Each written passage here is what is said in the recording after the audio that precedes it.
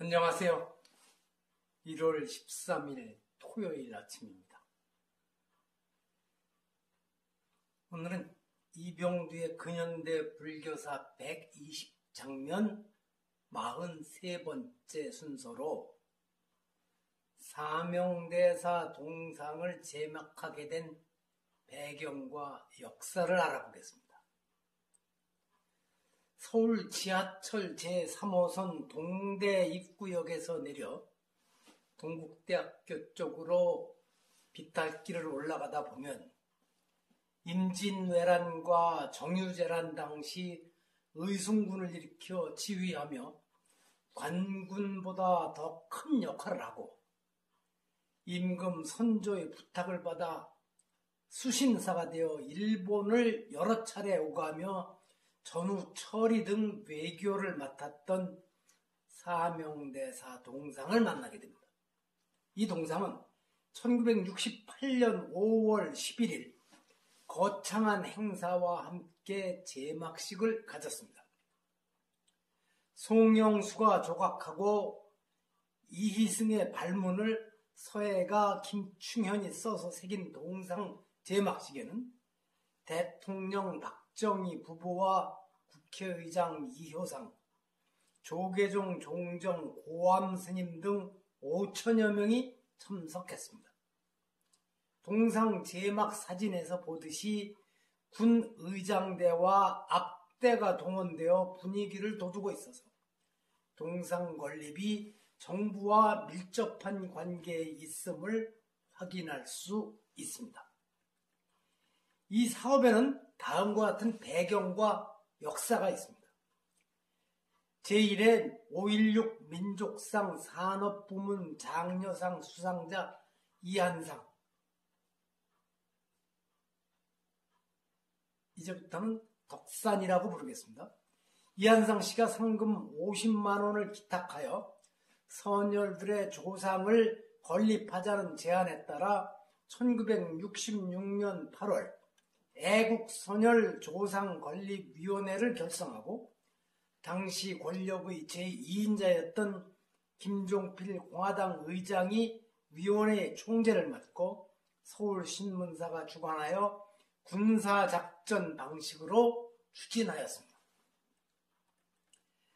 동상 조성과 건립에 들어가는 돈은 힘있는 권세가 또는 잘 나가는 재계 실력자들에게 하나씩 떠맡기는 식으로 진행되어 가장 먼저 박정희 대통령이 이순신 동상을, 그 다음 김종필이 세종대왕을, 세 번째로 덕산 이한상이 사명대사 동상 건립 비용, 당시 600만 원입니다. 이 비용을 헌납하였습니다. 박정희가 앞장서서 돈을 내었으니 그 뒤로 재력가들이 나설 수밖에 없었을 것입니다. 필요한 돈은 재력가들이 내게 하고 김세중, 김경승 등 당시 내로라 하는 조각가들과 이은상, 최연배, 이희승, 박종홍 등 저명학자들, 서예가 김충현 등 각 분야의 최고 권위자들에게 조각, 발문 쓰기와 글씨를 의뢰하였습니다. 박정희는 이순신부터 시작해서 12번째 퇴계까지 동상 제막식에 단 한 번도 빠지지 않았습니다. 명분으로는 애국선열을 극진하게 기리는 추모의 마음을 내세웠지만 짧은 기간에 동상을 양산하게 된 배경에는 장기 집권 기반을 다지려는 민심 끌어안기 작전이 있었을 것입니다.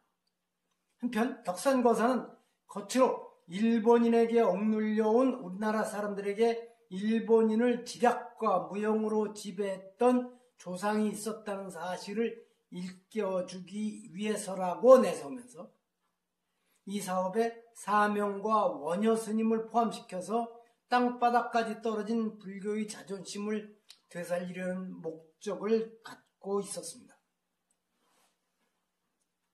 그는 당시 국내 최대 건설회사인 대한전척과 풍전산업을 경영하면서 불교신문의 전신인 대한불교 발행과 대학생 불교연합회, 군법사단 지원 등 불교 발전을 위해 다양한 사업을 펼치고 있었습니다. 당시 불교 현실은 그가 아니었으면 어느 것도 온전한 역할을 할 수 없을 정도로 취약한 상태에 있었습니다. 1962년 조계종이 통합종단으로 출범했다고 하지만 그 뒤로도 분규가 계속 이어져 종단이 선대의 훌륭한 스님들을 기리는 사업을 펼칠 엄두조차 낼 수 없었던 상황에서 사명당 대사 동상이 제막되자 출가와 재가를 막론한 불자들은 환호하지 않을 수 없었을 것입니다.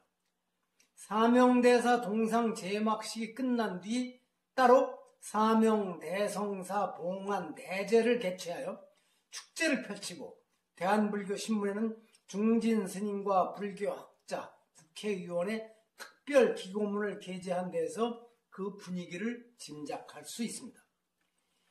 임진왜란과 정유재란 당시 사명당의 의승병 모집과 전투 참여 등에 대해 출가 수행자의 본분을 어기고 살생을 했다.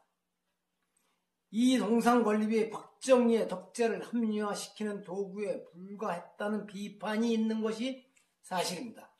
이유 있는 주장일 것이지만 워낙 침체해 있던 불교계로서는 이런 문제에까지 신경을 쓸 엄두를 낼 수 없었을 것입니다.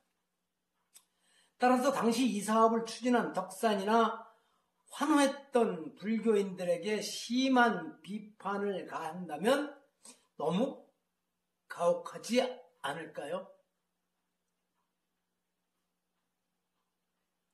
당시 시대 상황을 잘 살펴서 비판의 수위도 조절할 줄 알아야 하지 않을까? 저는 그렇게 생각합니다.